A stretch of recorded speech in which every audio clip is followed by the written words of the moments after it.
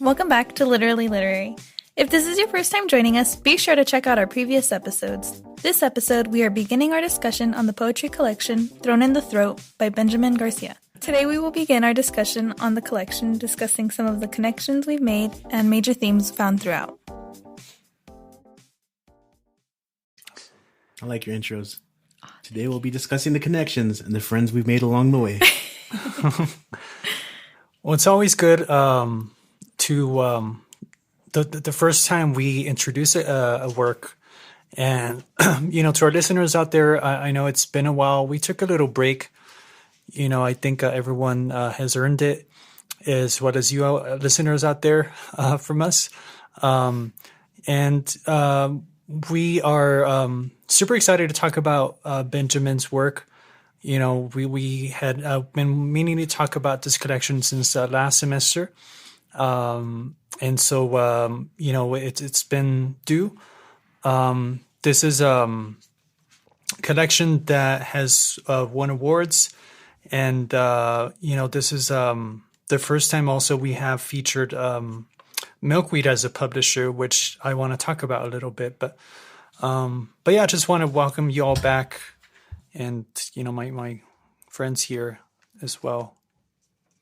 It's good to be back. This is kind of our first face-to-face episode in a good while. Mm-hmm. I hate it. No, I'm just kidding. Yeah. Well, I hope everyone out there is doing well, the vaccines and everything. Those of us who have been fortunate to get it. Thrown in the Throat is a poetry collection, and we just had finished one. Some Are Always Hungry by Yon Yon. But what did y'all want to say about Benjamin as in terms of a little bit about his background?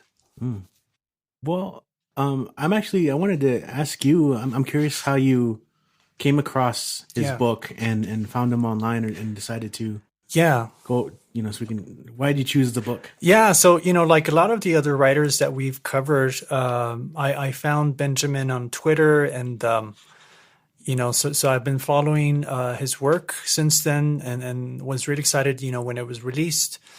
I've seen some of his YouTube videos where he's gotten to read from his work. So that's where I found out about it, and like I said, originally the plan was to talk about this work, October, November, whenever it was, but better late than never. And it is technically March, but it's going to be April soon, right? And April is National Poetry Month, and we're thinking about another collection for next month. But that's how I found out about it, and also how I found out about Some Are Always Hungry. So that's why I was kind of pairing them in that kind of way, even though that they're drastically different, but they're both poetry collections. Yeah. I mean, I'm always excited to dive into poetry collections. I'm not too familiar with Benjamin. I just barely started following him.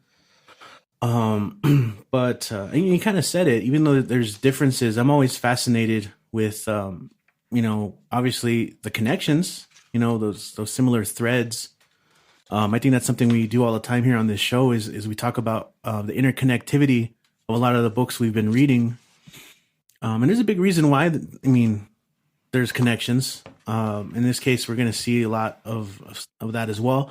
But of course, it's always it's always also in the differences where we find very interesting things to talk about. And I think we'll definitely have plenty in this book to dig through. Mm-hmm. It's dense, it's a nice book. And I'm a big fan of a book like this that I think also stands really well as something that could be listened to. Like it translates really well to like the oral, like a lot of these poems translate well to prosody. Mm-hmm. And so that's going to be fun to look through. And of course we talked about it pre-show, but just like the way he plays around with language is, I think, unique enough from a lot of the other books we've read. So I think we'll have plenty to talk about there as well that maybe we don't touch upon often. Obviously, all of the past people we've worked with have these kind of elements, but his is, I think, interesting, unique in a way, worth talking about. Yeah, and Vanessa, was there something about the writers, the work itself you wanted to say as far as like the recognition, or? One thing I did want to mention is that the majority of these poems have already been published somewhere else, and he's finally been able to bring them together in this collection. He mentions all the places that these poems have been published, and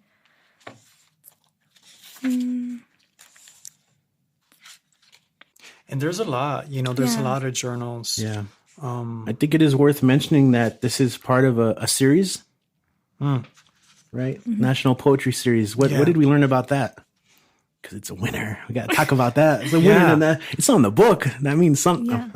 I got too excited, screaming into the mic. No, yeah. So, 2019, it was a winner for the 2019 National Poetry Series, which goes back to 1978. And it was selected, according to what I read here, by Kazim Ali, who's also been published under this publisher, Milkweed.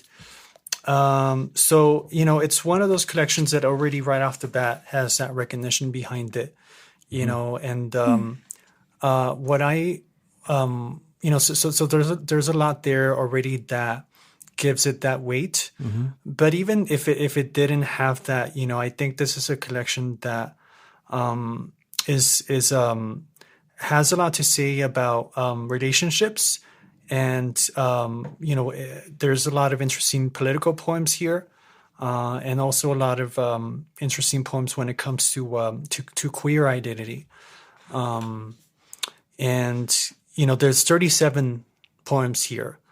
There's no sections, so it's one of the things I noticed, is I'm sure you all did too, is that there's a poem by the name of The Language in Question, of which we see different versions of that. And so it's examining the language itself, right? And it goes back to what you were saying, Richie, about how Benjamin is able to play around with the meaning of language and the way that we say the words.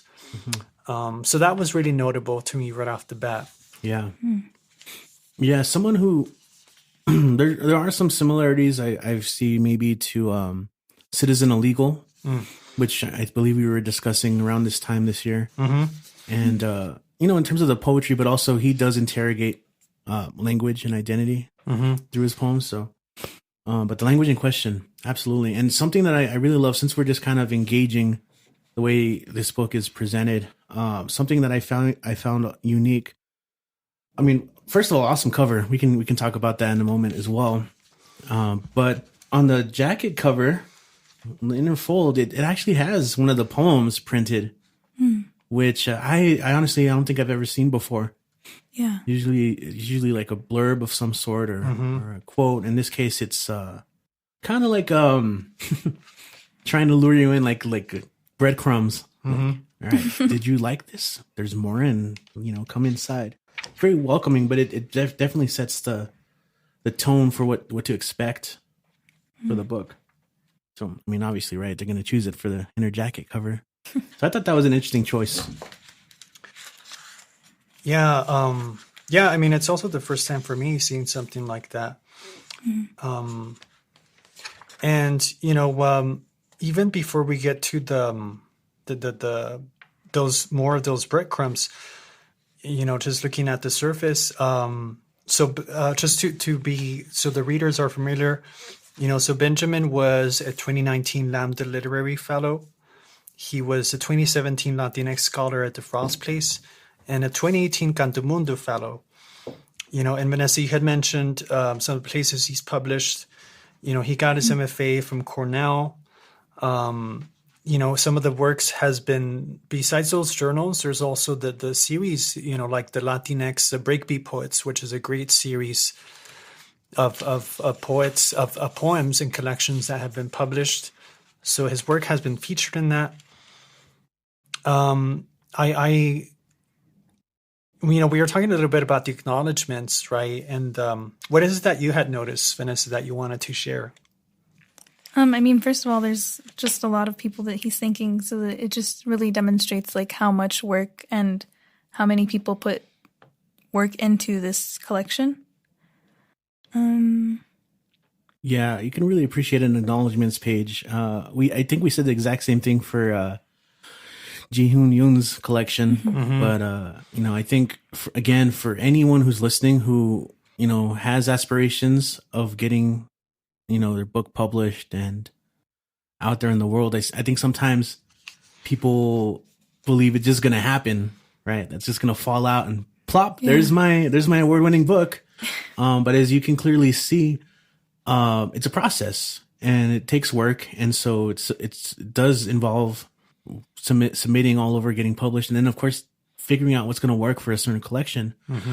We can say the same, from Jose when he was talking about his collection, and definitely Grace when she was talking about her collection. Like she had been working on hers for quite some while. Yeah. So what I'm trying to advocate here is for anyone listening who's that upcoming writer, be patient with yourself, put in the work, develop your craft, send work out there, and it will get there. But try not to be frustrated if it's not happening right away, because I think that's what these acknowledgement sections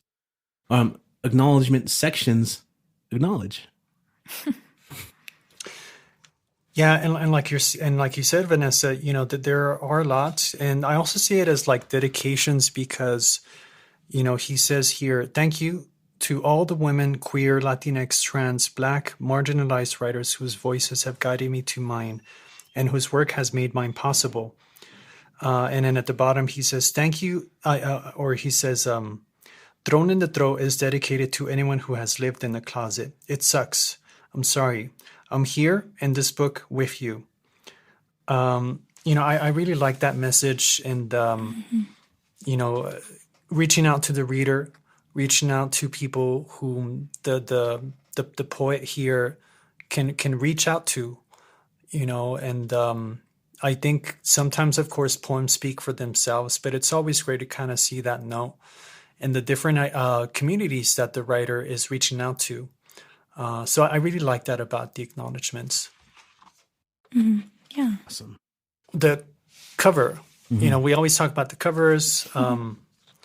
So we have a woman with a revolver, and it's the design. The cover artist is interesting, right? Yeah. Right away, I was like, "Oh, it's Benjamin Garcia. Cool." Yeah. And most people might stop there, except. Yeah. Oh, it's someone else. I was doing a layup, like it's an alley oop. Yeah. Yeah. So it's his exact same name, which is pretty cool, and he does, of course, acknowledge that. Yeah. It's a nice cover. Yeah. The art. It is. It's got this kind of pastel look to it. That the colors aren't too vibrant, and the way it is, it looks kind of like faded. Like stained or something. Like it's been put together. Collaged together.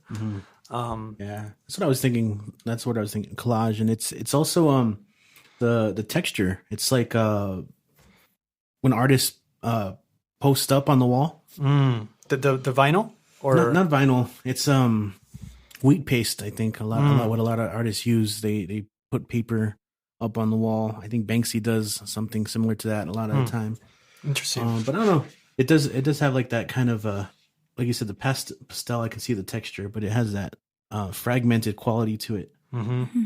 It's very like evocative. I mean, even there's like some nature imagery, right? And that you have a lot of animals depicted around this woman, from hares, rabbits, maybe jackrabbit, a cat. I don't know, what else you guys see? Yeah, I mean, it's one of those covers that like you can see different things from different angles, I guess. But the title itself, I don't know what you guys think of it, but I like the alliteration and the emphasis on throat, is something that we see in the entire collection, because a lot of the poems are very sensual, and so we'll get to that in our subsequent episodes. But I think as a whole that the collection does have a range of different forms, as you would expect in any collection. But I think they are, even though there's no sections, they are tied in together in a way that does make it cohesive. I was also thinking of the title in connection to, he talks a lot about language. He plays a lot with language. He talks about native tongue and just like speaking in general. So I think that's probably also. Yeah, that makes sense. In terms of those, in terms of the style of poems, we get a lot of odes. And like you said, it does remind me of Citizen Illegal, because we also see odes in that one, like Ode to Cheese Fries or what have you. So some of these poems do have that kind of ironic tone to them. But some of these poems are pretty heavy, because, it kind of reminds me a little bit of Some Are Always Hungry, and also to some degree of Grise's poetry. Because of what it's, for instance, one of my favorite Reasons for Abolishing ICE, where it does play around a lot, of course, with the meaning of ICE, so that's to me one of the standouts. But I really like the odes a lot as well. It's a traditional poem form. But I think the way that he uses it in this one, like in Ode to the Corpse Flower, really makes you kind of think about a lot of these issues. He throws in a lot of allusions, and especially in that one, like, to La Vicelina and Santa Muerte, so you're just bombarded. A lot of cultural references. Even cultures, like it's very modern. And so we were talking about it. There's some reference maybe that went over our heads and have to look up. Definitely, yeah. There's some slang that, I definitely did have to look up. But, that's what makes it rewarding. Yeah. I want to say a little bit about the publisher, because I think it's a really interesting Milkweed. publisher. It's just, I love saying that. Milkweed. Yeah. Milkweed. There's something very settling about it. It reminds me of what Patty was saying at a workshop, hear the taste of the words in your mouth, and that leaves a good taste. That does work. Yeah, it does. Absolutely. Not like pulchritudinous. It is actually a nice meaning, but it's one of those words that's very rough and hard to get through. Yeah. You're looking very pulchritudinous today. and it's, I don't even know what that means, but. Oh, it's just extreme beauty. Okay. And so the irony is that it's kind of like an ugly word. Yeah. Beautiful thing. Yeah. Well, I was thinking milkweed is ironic too, because it's a flower or whatever, but weed itself, right? You think of weeds and, I have some weeds I got to take care of, but, this is their mission. Just as the common milkweed plant is the site of metamorphosis for monarch butterflies, milkweed seeks to be a site of metamorphosis in the literary ecosystem. We take risks on debut and experimental writers. We invest significant time and care in the editorial process, and we enable dynamic engagement between authors and readers. So it's a nonprofit. And then it says here, that they also are big on advocacy. So that to me just makes a lot of sense, that they are supportive of their writers, because I know some publishers have gotten in trouble, and these are some of the big name publishers, like the for-profit ones, because of how they don't support their writer when the writer gets political, or they make a decision, right, that doesn't align with their view. And so I like that they do give the writer that freedom to go out and advocate, because I think that is part of literature and poetry. Yeah, once again, we have to uplift and support those independent presses and publishers. So shout out to Milkweed. Milkweed. It suffices to say, this is his debut collection, right? So we've seen a lot of debuts, Gris and Yon, Pose. So I think you always do think about the what their future work is going to look like, but maybe we can talk about that, once we've talked about the entire collection. One of the things I noticed is I don't know what you call them, but there's double slashes in a lot of the poems. I don't see that too often, and I've seen it before, but right. It's like a hard break. I mean, one slash is usually indicative of like when you write down poetry, it's like a break in the line. So yeah, it's true. You don't see that too often though. Used the double. Yeah. So those are some of my first impressions. I really like the odes. I really like the political poems. I naturally gravitate towards those. Yeah. What are y'all's first impressions, just in general? Well, I really enjoyed his use of language throughout, because it is very different from, I think, what we've talked about before, while still somehow being very similar. Yeah, I mean, to kind of piggyback on that a little bit, I'm a big fan of what he's doing with language. And like you said, that's kind of a central theme with that phrase, the language in question, and what the title evokes. And I already said it earlier, but just some of the prosody elements, what he's doing, so a lot of the alliteration, the assonance, the use of homophones to play around, pop cultural references, allusions. It all makes, like you said, there's how many poems? 37. 37. Yeah. And I think a lot of people underestimate poetry, but I mean, that's dense. And these poems are dense. There's a lot to dig through and uproot and examine, I guess, using all these metaphors, right? And then you put it to listen to the beehive and all that stuff. And being here in the border, I do gotta say that there is one poem that is Silver City. If y'all have ever been there, but so that was nice. Like I always like a little local shout out. I performed at a poetry slam there once. Yeah? Yeah. Pretty cool. It's like the only 6 I've ever gotten in a poetry slam. Oh, tough crowd. It was the bartender. Yeah. It was the guy working the bar, and he was so smug about it too. He was like 6. Yeah. And then the rest were like 8s and 9s. I'm like, okay, that's cool. Yeah. Be humble. But I don't know. Maybe I didn't tip him good enough. I don't remember now. It was like I had my Seinfeldian inner thoughts. Like, what did I do? Yeah. No, but Silver City, cool shout out. And again, he's multiple languages. There's a lot of Spanish in here. Not Nahuatl. Yeah. So that that's why I was saying, like, I was reminded of Gris's work. The blurbs are I always like reading them just to kind of see if I recognize any of the writers first. And so, Kazim, he was the one who selected this work, but I really like Danez's Smith. He's got a work called The Homie. And he said that he would have titled that one The N-Word, but it's another really interesting collection.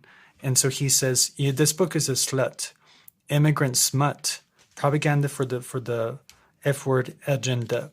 Wonderstruck, I tucked this book deep and close. Benjamin Garcia's freaky stunning debut decimates and salivates over language like a good switch, moving language around.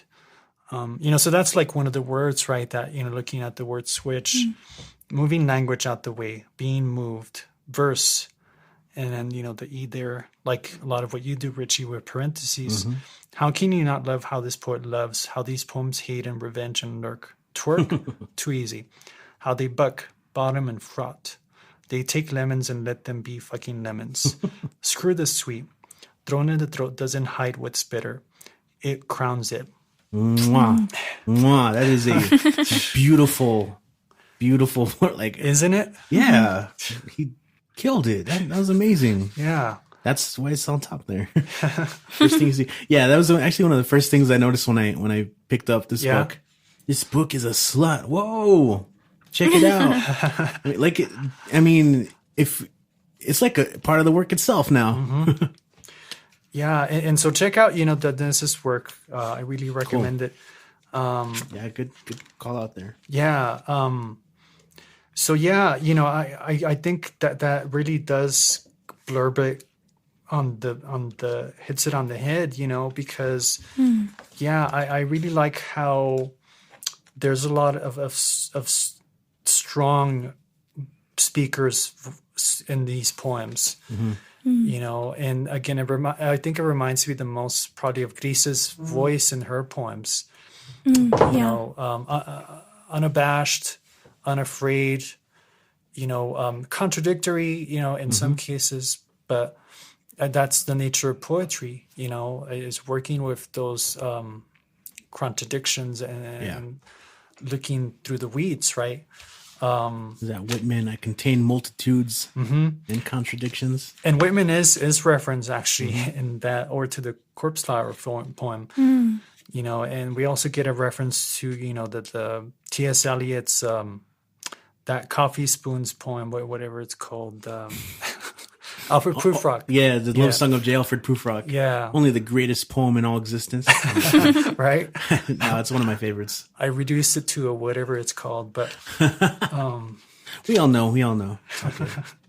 I don't know if y'all had any other thoughts on just the surface of it before we get to, maybe the first third of it or this first half of it.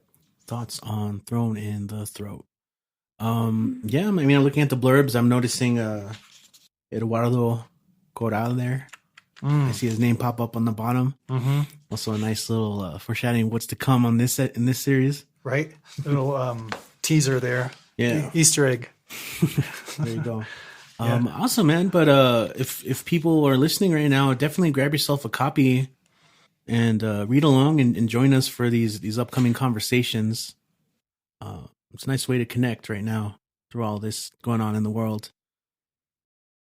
Yeah, and we want to reach out to Benjamin.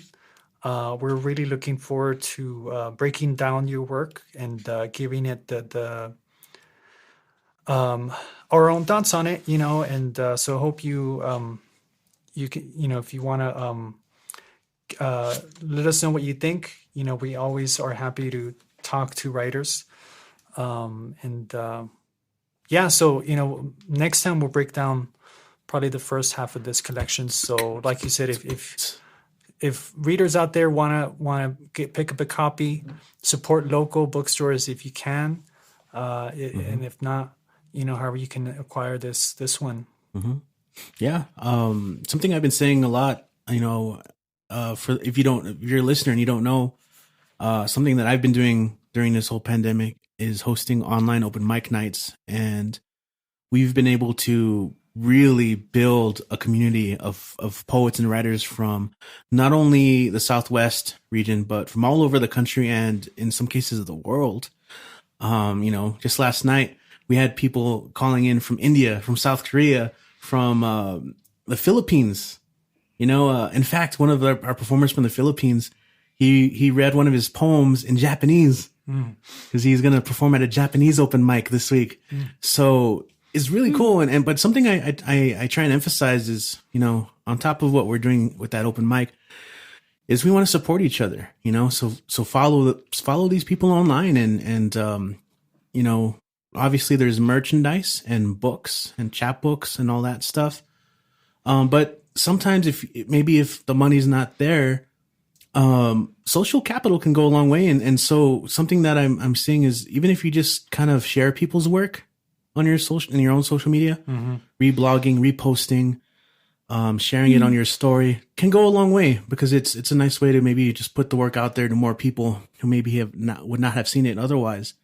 So definitely, if you haven't already, find Benjamin online and check out his work and repost stuff. Get the book for sure. And we want to create these culture support, like Jorge was saying, local bookstores. Find if you're not in El Paso, find those communities, those community owned bookshops and nonprofits that are there to help literary arts. Yeah. So check out, like you were saying, the Barbed Wire. Those are the Monday night open mics on Zoom. So you can find them online. And you always want to kind of build that literary community there. Was that a shameless plug? I mean, I felt like it was connected, but I was like, let me talk about this thing. I thought it was good. Good job. All right, cool. I just want your guys' approval.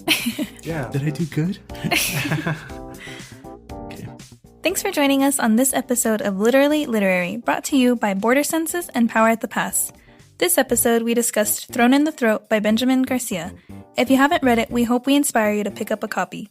Join us for our next episode as we continue this discussion. Follow us on Instagram at literallyliterary.ep and on Twitter at literallylit.ep.